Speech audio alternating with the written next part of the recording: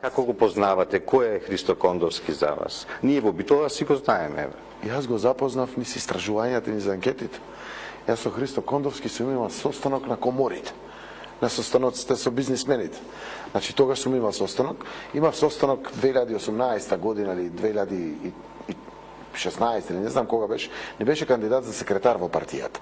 Заедно во тим го победи Васко Ковачевски со неговиот тим во тоа време. Он изгуби, ама продолжи со неговата социјал-демократска кауза. Човекот е бизнисмен, ориентиран во приватниот сектор, создадено од него, не од татко му, создал од нула. Важи за пример на емпатија и солидарност за луѓето. Помагал, не само спортот, еве стои за Пелистер во моментот, заедно помагал ракометот, помагал лекување на луѓе, помагал други социјални потреби на луѓето. Тоа е многу важно да го имате во некој што се кандидира за татко на градот. Која има таа емпатија со сите менеджерски способности. Јас сум убеден. Значи, битолчаните, вие си ја сакате Битола, верувајте, ние имаме одговорност према Битола. Ја сакаме, може да расте со динамично темпо и мора да блеска пред другите градови. Посебно во 4 години пред нас. Е неповторлив период, кој што мораме со максимум добра програма, со максимум добри градоначалници, со максимум добри советници, да ги максимализираме ефектите. Работиме ние на централно ниво. Ако општините не се движат како што треба, тоа е половичен ке успех. Христо Кондовски ќе има целосната поддршка од владата на граѓаните на Битола. Тоа е, ние сме влада на граѓаните на Битола, како што сме влада на сите граѓани во Северна Македонија. И во такви едни околности прво поддршка за сите локални проекти. Ако тој најде 5 банки, ние ќе дадеме уште 5, за да решаваме локални проблеми.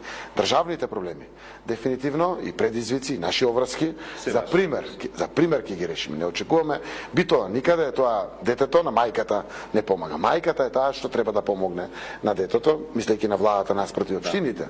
Нормално, и верувам дека Битола ќе има еден свој процвет посебен последните 4 години. Гледате, јас сум убеден дека Христо ќе победи и ќе победи. Затоа што знаат граѓаните да го доловат тој дел. Многу е важно 4 години пред нас. Се неповторливи години, решени меѓународни прашања, отворено поглавје и кластери ќе ни се случи од државата, НАТО безбедност.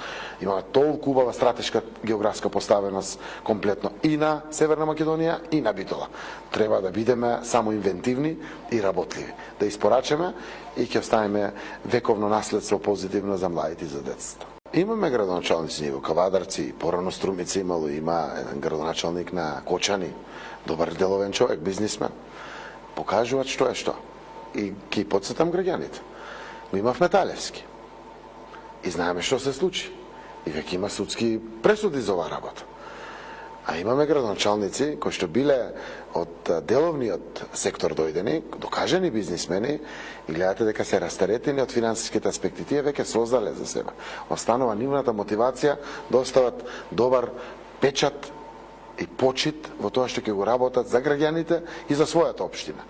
И влечејќи ги ваквите паралели, прво нема дилема дека растаретени финансиски личности можат многу попосветено, многу пофокусирано, без било какви калкулации, да максимализираат ефекти. И тоа го имаме и во нашето скромно минато 30 години независност. Или еве од 2005 година децентрализирани општини, тоа се 16 години досега. Можеме да го извлечеме.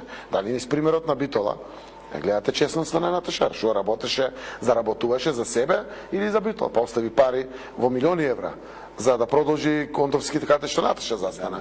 А во минатото, еве гледаме што се случи, 13 милиони евра обврски. Или го земете примерот на Кочани.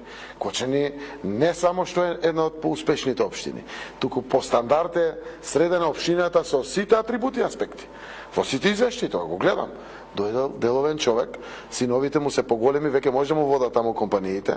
На крајот на денот на Христо Кондовски, каде што има своји удели, го знаат. Денеска е се достапно во јавноста. Нема допирни точки со општините. Работи осигурување, нема допирни точки тоа со општината. И тој може комплетно да се посвети. Ама плюс тоа, денеска нема секрет, нема тајни во државата. Граѓаните те фаќат на моментот на планирање. Така тоа е убаво. Одговорноста, транспарентноста, слободата, демократијата ја имаме и тоа е најголемиот watchdog, контролор комплетно од народот. На секој поединец што извршува политичка функција, но придобивките што ги носи, искуството на менеджментот со него, со љубовта за Битола, со желбата да победува Битола во надпреварите со другите општини, верувам дека правиме голема работа за Битола.